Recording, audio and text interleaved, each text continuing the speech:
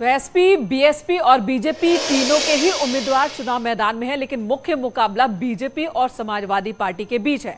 इस वक्त हमारे साथ धर्मेंद्र यादव जुड़े हुए समाजवादी पार्टी के उम्मीदवार हैं। हालांकि 2019 में जरूर बदायूं से हार गए थे, लेकिन 2022 में जो मेहनत उन्होंने की आजमगढ़ में और 10 के 10 विधानसभा सीटें जीती समाजवादी पार्टी ने, इस बार पार्टी ने उन्हें लोकसभा उपचुनाव में मैदान में उतारा है। धर्मेंद्र यादव जी, अपनी जीत को लेकर आप कितने आश्वस्त हैं और उसकी वजह क्या?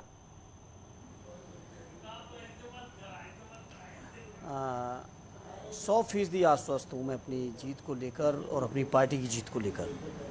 और आश्वस्त होने का कारण है कि बदायूं समाजवादियों का ये आजमगढ़ जो क्षेत्र है, ये समाजवादियों का गढ़ रहा है।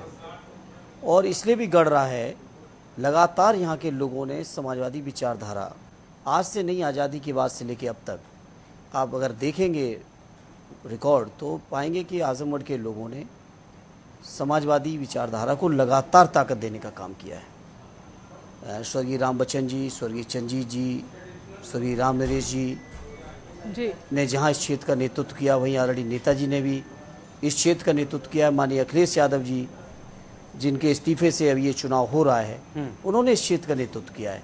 और समाजवादी पार्टी समाजवादी विचारधारा को हमेशा ताकत दी इस क्षेत्र के लोगों ने, और इसलिए भी दी है कि रिश्ता कोई यूं ही का रिश्ता नहीं है। समाजवादी विचारधारा और आजमगढ़ की जनता के बीच बहुत जज्बाती, बहुत भावुक रिश्ता है।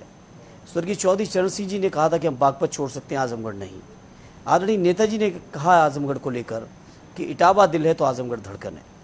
तो ये रिश्ते हैं आजमगढ़ के लोगों के साथ समाजवादी नेताओं के, ठीक है सर, जिसकी बुनियाद पर आज समाजवादी पार्टी इतनी मजबूत है कि उत्तर प्रदेश में किसी की लहर चली हो, लेकिन आजमगढ़ में समाजवादियों का ही वर्चस्व रहा है।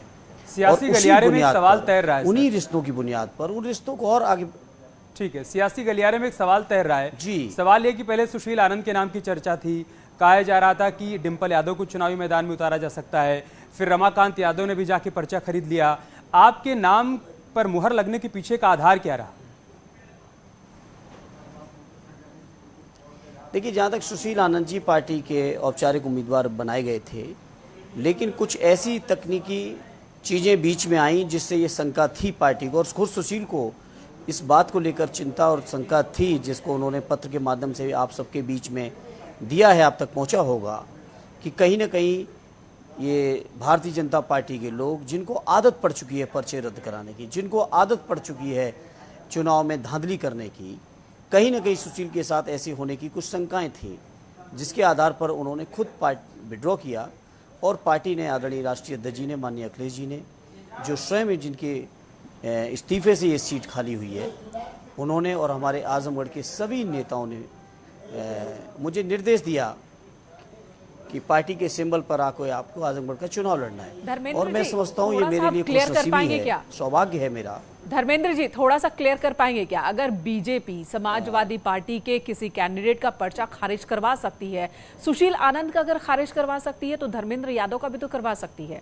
तो ये जो वजह थी, ये समझ में नहीं आई बात। नहीं, किसी का भी करवा सकती, नहीं, उसकी कुछ तकनीकी वजह के बारे में उन्होंने जिक्र किया अपने पत्र में, जिक्र किया उन्होंने, उनको खुद शंका थी और इसलिए उन्होंने खुद विड्रॉ किया। आज वो लगातार, जब से मैं आजमगढ़ पहुंचा हूं, लगातार सुनील आनंद जी मेरे साथ हैं, मेरे प्रचार में हैं, मेरे नामांकन में थे, और उनका पूरा का पूरा समर्थन व्यापक तौर पर समाजवादी पार्टी मैं दर्शकों की समझ के लिए क्लियर कर जो फादर हैं, उन्होंने कहा है कि उनका 2 जगहों से वोटर लिस्ट में नाम था, इस वजह से उनको आशंका थी कि उनका पर्चा खारिज हो सकता है। सर, एक चर्चा यह भी है कि कल रात 12 बजे तक डिंपल यादव को मनाने की कोशिश की गई, वो नहीं मानी, उसके बाद धर्मेंद्र यादव को चुनावी मैदान में उतार दिया गया। जहाँ तक सवाल है, पार्टी का फैसला है और पार्टी सर्वोपरि होती है, और उस सर्वोपरि फैसले के मुझे बहुत खुशी होती है। आदरणीय डिंपल यादव जी चुनाव लड़ती और वो शायद सबसे ज़्यादा वोटों से चुनाव यहाँ से जीती होती, लेकिन पार्टी ने आदेश मुझे किया। पार्टी के एक अनुशासित सिपाही होने के नाते मैं आज आजमगढ़ की जनता के बीच जनता की सेवा के लिए आया हूं। ठीक है, फैसला हो चुका है, नामांकन भी हो गया धर्मेंद्र जी, अब आप चुनाव मैदान में हैं, हमारी तरफ से शुभकामनाएं भी आपके साथ हैं। लेकिन ये बताइएगा जरूर कि जो समीकरण है आजमगढ़ को लेकर, जो एक चुनावी समीकरण देखने को मिलता रहा है, उसी के भरोसे हैं या फिर कुछ कामों को भी गिनाएंगे? कि बतौर सांसद अखिलेश यादव ने क्या कुछ किया अभी तक के कार्यकाल में और पहले क्या समाजवादी पार्टी की ओर से किया जाता रहा? बहुत अच्छा सवाल किया आपने और मुझे खुशी है कि आपने इस सवाल के माध्यम से मुझे कुछ कहने का मौका दिया।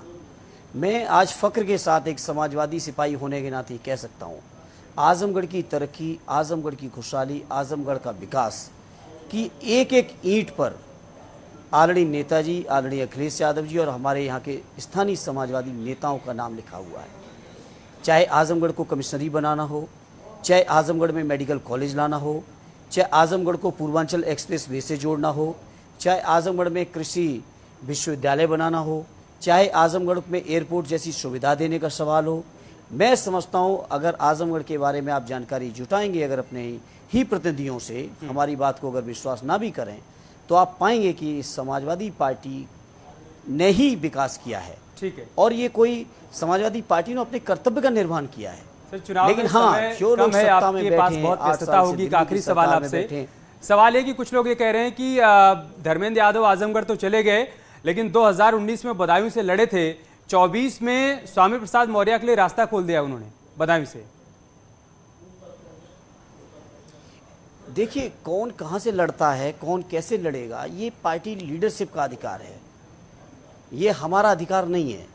हाँ, ये पार्टी की लीडरशिप को तय करना होता है कि उनका कौन साथी, कौन सिपाही किस स्थान पर बेहतर पार्टी के लिए उपयोगी है। आज जब पार्टी हमारी विपक्ष में चुनाव लड़ रही है और पार्टी ने जब आदेश किया, तो मैं समझता हूँ, मैं अपना सौभाग्य समझ के और अपना कर्तव्य और जिम्मेदारी समझ के आज आजमगढ़ की जनता के बीच उनकी सेवा में हूँ। और मैं फिर कहना चाहता हूँ एक बार, ये कोई मेरा आज के नहीं अभी रुकिए, ये कोई मेरा आज पहला दिन नहीं है।